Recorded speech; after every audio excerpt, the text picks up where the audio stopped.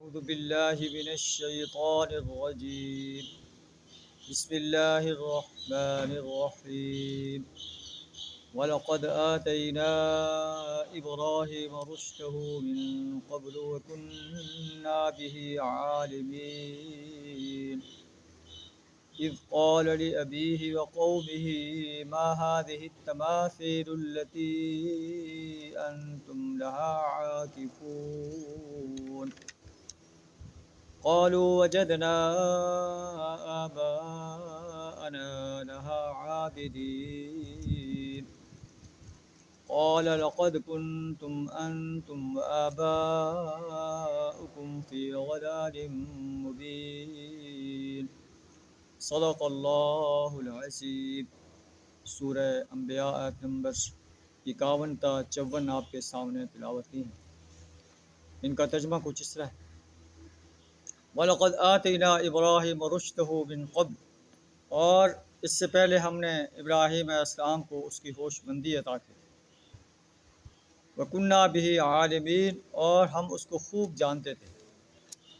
اِذْ قَالَ لِأَبِيهِ وَقَوْمِهِ، اس وقت کو یاد کرو جب اس نے اپنے باپ اور اپنی قوم سے کہا تھا: مَا هَٰذِهِ التَّمَاثِيلُ الَّتِي أَنتُمْ لَهَا عَاكِفُونَ، کہ یہ مورتیاں کیسی ہیں جن کے تم لوگ گرویدہ بن رہے ہو، جن کے سامنے تم بیٹھے رہتے ہو.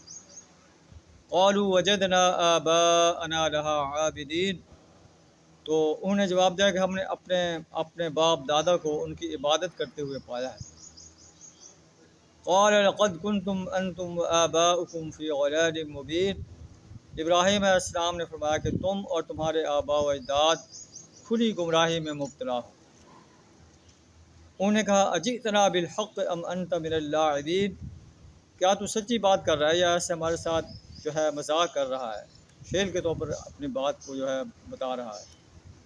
آپ نے فرمایا: بل ربکم رب السماوات والارض، بلکہ تمہارا رب تو وہ ہے جو آسمان و زمین کا رب ہے. الذی فطرہن، جس نے آسمان و زمین کو پیدا کیا. وانا علی ذلکم من الشاہدین، اور میں اس پر گواہ ہوں. وَتَاللَّهِ لَأَكِيدَنَّ أَصْنَامَكُمْ بَعْدَ أَن تُوَلُّوا مُدْبِرِينَ، اور اللہ کی قسم میں تمہارے بتوں کے ساتھ کوئی تدبیر کروں گا اس کے بعد جب تم یہاں سے چلے جاؤ.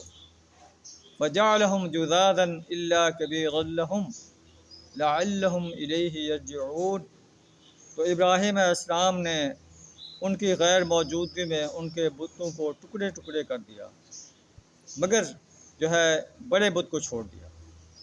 تو ان آیات میں اللہ تبارک و تعالیٰ ابراہیم علیہ السلام کا واقعہ قریش مکہ کے سامنے بیان فرما کر، قرآن چونکہ آفاقی کتاب ہے، پوری انسانیت کے سامنے یہ واقعہ بیان فرما کر قریش مکہ کو بھی اور پوری انسانیت کو خبردار کر رہا ہے کہ ابراہیم علیہ السلام بتوں کو توڑنے والے انسان تھے. قریش مکہ جو اپنے آپ کو ابراہیم علیہ السلام کا پیرو کہتے ہیں، انہوں نے بیت اللہ کے اندر 360 بت سجا رکھے ہیں. کوئی اولاد دینے کا بت ہے، کوئی روزی دینے کا، کوئی بارش برسانے کا. تو اللہ فرماتا ہے کہ ابراہیم علیہ السلام تو بتوں کو پاش کرنے والے انسان تھے، تم کیسے ان کے پیرو ہونے کا دعویٰ کرتے ہو؟ تو آئیے ہم بھی دیکھیں کہ ہم جو ہے وہی طرز عمل اختیار نہیں کر رہے جو ابراہیم علیہ السلام کی قوم نے کیا. ہم انسانوں کے بت بنا کر، انسانوں کے آستانے بنا کر ان کی پرستش کرتے ہیں، ان کے سامنے اپنے ہاتھ پھیلاتے ہیں، ان کے سامنے اپنی پیشانی جھکاتے ہیں، ان کے نظر و نیاز مانتے ہیں. اللہ فرماتا ہے کہ یہ سب چیزیں جو ہے انسانوں کے سامنے کرنا یہ شرک ہے. اللہ تعالیٰ شرک کو معاف نہیں کرے گا. جو بھی شرک کر کے اللہ کی عدالت میں پیش ہوگا اسے ہمیشہ ہمیشہ کے لیے جہنم کی آگ میں جانا پڑے گا. اللہ سبحانہ تعالیٰ ہمیں اپنے ہی ذات کو جو ہے اپنا مشکل کشا، حاجت روا، نظر و نیاز کا مالک ماننے کی توفیق عطا فرمائے. اپنی ہی ذات کی پرستش، غلامی اور اطاعت کرنے کی توفیق عطا فرمائے. اپنی ہی ذات کی حاکمیت کو اور اس حاکمیت کو اس زمین پر قائم کرنے کے لیے اپنا مال، جان، وقت اور صلاحیت کھپا دینے کی توفیق عطا فرمائے.